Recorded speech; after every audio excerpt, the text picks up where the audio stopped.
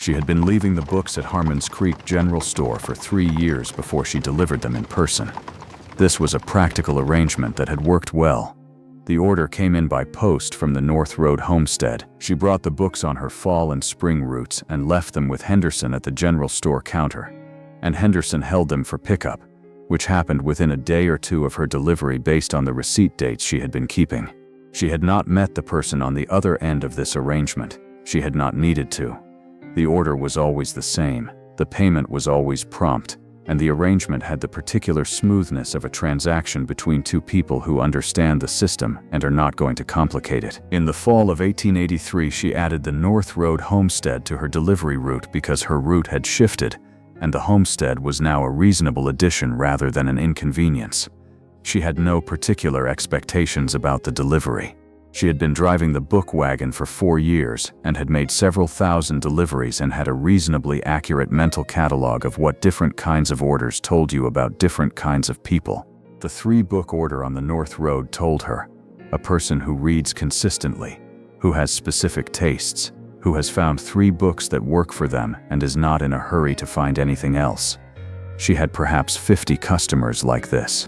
She did not know what made this one different until she was standing in his doorway and had counted the books on his shelf. Her name was Nell Voss, and she had come west in the spring of 1879 with her husband Thomas, who had been a school teacher in Dayton, Ohio for 11 years and who had decided in the winter of 1878 that the frontier was where he was needed and where he was going.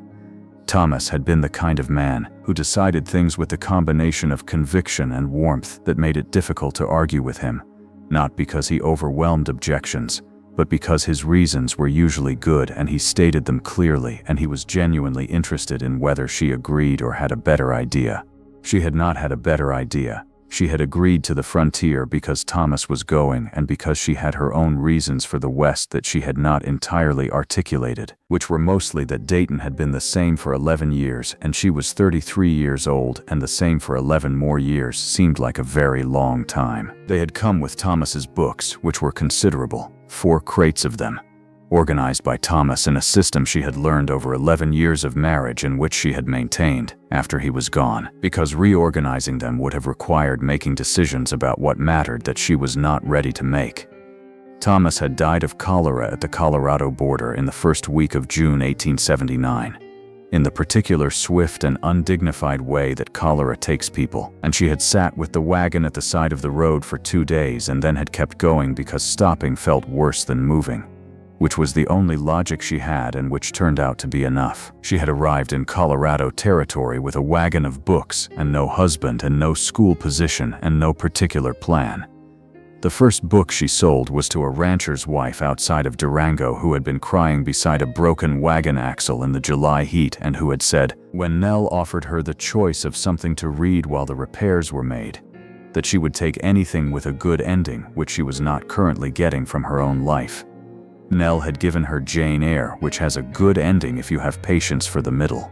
The woman had read 40 pages in the 2 hours of repairs and had pressed 50 cents into Nell's hand and said she would like to buy the rest of the series. Nell had said there was no series, but she would come back in the spring with more. She had. 4 years later, she had a route and an inventory and a system for what different people needed from books, and an income that was modest and real and entirely hers and which she had built from the specific combination of cholera at the Colorado border and a broken axle in July 1879. 4 years of the book wagon.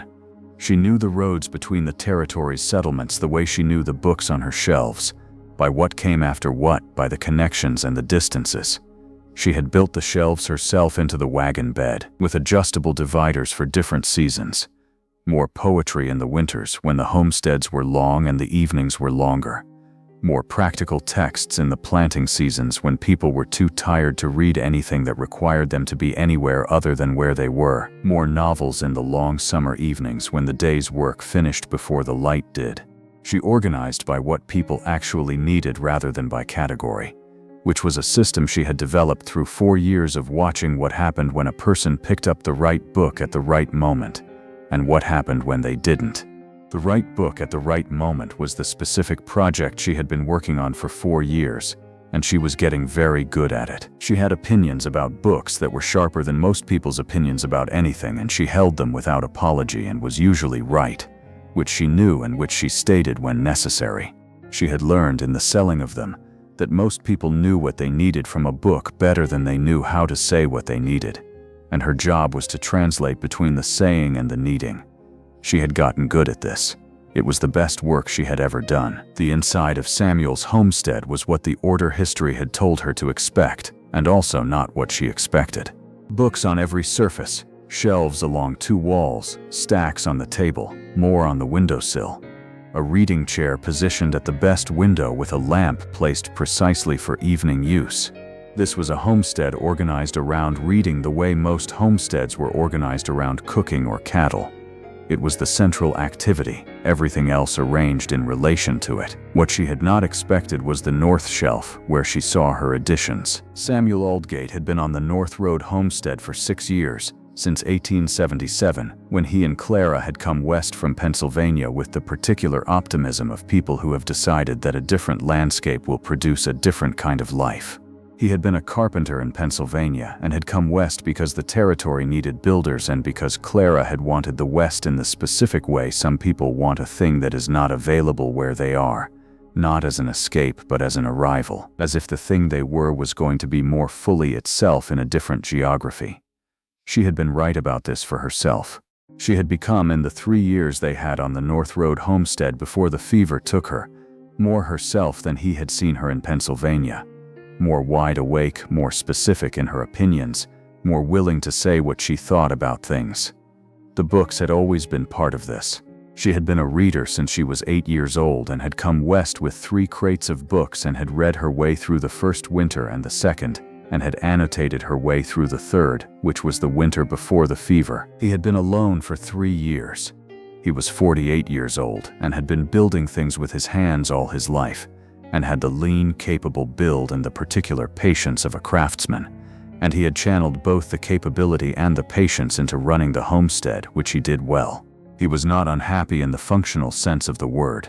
He had the homestead and the work and the books in particular had become something more than they had been when Clara was alive, which he had not expected. He had always read. Clara had made sure of that by the specific tactic of leaving the right book in the right place at the right time over 20 years of marriage. But he had read as a secondary activity, something he did after the day's work. Since Clara, he had read as a primary activity, as the main project of the evenings, and specifically the 3 books she had loved most, which he read in rotation with the same patience and attention he brought to the woodwork. She arrived at the North Road homestead on a clear October afternoon in 1883, and knocked at the door, and Samuel opened it. She introduced herself. He looked at the books she was carrying and then looked at her, and she saw, in the brief transition of his expression, something she could not quite read, not surprise exactly, but the specific quality of a person who has been corresponding with someone and is now confronted with the fact that the correspondence has a face attached to it. He said, "Come in." She went in. The inside of his house was what she would have predicted from the order history, and also not what she would have predicted. Books on every available surface, shelves he had built along 2 walls, stacks on the table, a reading chair positioned near the best window with a lamp placed precisely for evening reading. This was the predictable part.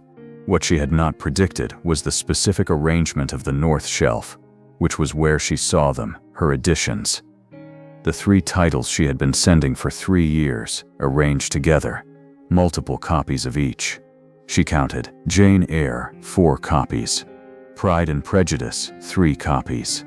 Tennyson's In Memoriam, 2 copies. All of them worn, all of them read. She did the arithmetic and looked at him and said, "You've ordered these books 9 times in 3 years." He said, "Yes."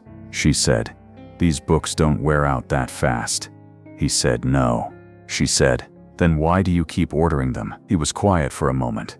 He was the kind of man who, she would learn over the course of the afternoon, took questions seriously enough to answer them correctly, which meant he took some time with each one. He said, "They were my wife's. She died 3 years ago. These were the books she brought from the East when we came. She'd read them since she was young." He was looking at the shelf rather than at Nell, which was how she understood he was saying something he had not said before. I've been reading them because they're the books she read. Reading them is. He paused. He said, it's the only conversation I have left with her. He said it plainly, in the flat and final way of someone who has arrived at a true thing by a long route and is presenting it without decoration. He said, the first set wore out. I replaced them. The second set wore out from the same use. He said, I don't know if that's reasonable. She said, it's the most reasonable thing anyone has ever told me about why they ordered a book. He looked at her then. She was still standing in the middle of the room with her delivery under her arm and her spectacles and her ink-stained right hand, and she said, which one is her favorite of the three? He said Jane Eyre without hesitating. She said, what passage? He went to the shelf and took down his current copy, worn at the spine, the pages soft from handling, and opened it to a passage he found immediately, without searching, which told her something. He showed her. She read it. She said, yes. She said Clara had good taste. He made tea because she had not had any since Harmon's Creek, and it was obvious, and he was the kind of man who addressed obvious things practically. She sat at his table and they talked about the books, about Jane Eyre specifically, which she had sold perhaps 60 copies of and which she had opinions about that she had been saving for someone who read it closely enough to have opinions of their own. He had opinions. They were good opinions, and some of them were wrong, and she said so, and he considered her corrections with the seriousness of someone who wants to understand a thing correctly more than they want to be right. This was, she found, a deeply unusual quality in a person. He asked about Clara's annotations, whether she had written in the books. He went to a separate shelf, the high one, where he kept the originals apart from the reading copies. He brought down Clara's copy of In Memoriam with the careful handling of something fragile and irreplaceable. He handed it to Nell. She held it with both hands, open to the middle, where the handwriting in the margins was densest. Clara's handwriting, small and precise.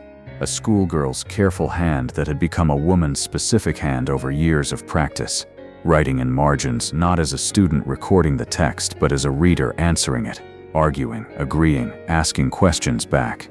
The specific quality of marginalia from someone who is genuinely in conversation with what they're reading, Nell said. She was reading this before she needed it. He said, yes.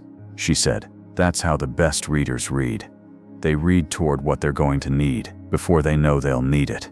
He said, she used to say she read to prepare. She said, she was right. She turned a page carefully. She said, Tennyson wrote this over 17 years. His friend died in 1833, and he published the poem in 1850. He said, I know. She said, I find that useful to know. That it took that long and that he made something of it anyway. He said, yes. A pause. He said, does it change eventually? She said, I don't know yet. I'm still in mine. He looked at her. She said, my husband died on the way here, 4 years ago. He said, I'm sorry. She said, the books were his, the wagon is his. I've been driving his library for 4 years. She said it in the same plain register he had used to say the books were Clara's, just the information, no performance.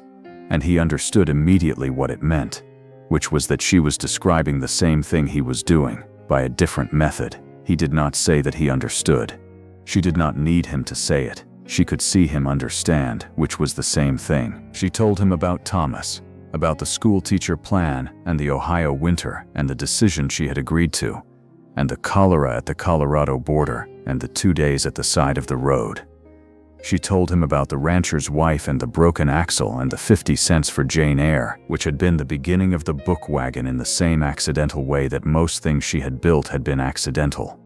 Not from a plan, but from the next thing being available and the thing before it being gone. He listened with the complete attention he gave to all things, which was the attention of a man who had been reading closely for years and had learned that the way something is told carries as much as what is told. He asked what Thomas's favorite book had been. She said Middlemarch. He asked if she had it on the wagon. She said yes. He said, I'd like to read it. She said, I don't sell that one. He looked at her. She said, I lend it sometimes, to the right person. He said, how do you determine the right person? She said, someone who reads Tennyson 9 times in 3 years is probably the right person. She went to the wagon and came back with the book, Thomas's copy, with Thomas's handwriting in the margins, in a hand somewhat different from Clara's but with the same quality of attention that marginalia have when they come from someone who is genuinely talking back to what they read. She put it in his hands. He held it the way you hold something that carries weight beyond its physical weight. He said, "I'll take good care of it." She said, "I know." She said, "You've demonstrated that." He made supper because it was late and the northern route was not safe after dark, and because the conversation was not finished and they both knew it. They ate and talked about books the way people talk about books when they are both people for whom books are a first language, not about plot, not about characters in the summarizing way of people who are discussing what they have read, but about what the books mean, what they are for, what they say about the specific problem of being a person in a difficult world who needs to understand that other people have been in the same difficulty and have survived it and sometimes even made something beautiful out of it. This was the use of books that Nell had believed in since she was 8 years old and that had never been sufficiently discussed with anyone who shared the belief fully. And Samuel shared it fully. And this was the most natural conversation she had had in 4 years. When she got up to leave, he said, "In the spring, what should I order?" She was putting on her coat, the lamp making his face amber in the October evening. She said, "What do you think you need?" He thought about it with the seriousness he brought to everything. He said, "I think I need something new, something that isn't entirely about what I've lost." She said, "That's more precise than most people manage," she said. "Do you want something that argues with you or something that agrees with you?" He said. "What's the difference?" she said. "Agreement is comfortable. Argument is useful. They're different medicines," he said. "What's my symptom?" she said. 4 years of the same 3 books, he said. "Then I need the argument," she said. "Yes." She went to the wagon. She was back in 3 minutes with 3 books she had chosen in 45 seconds and had spent the remaining time examining to make sure they were the right 45-second choices, which they were. She handed them to him.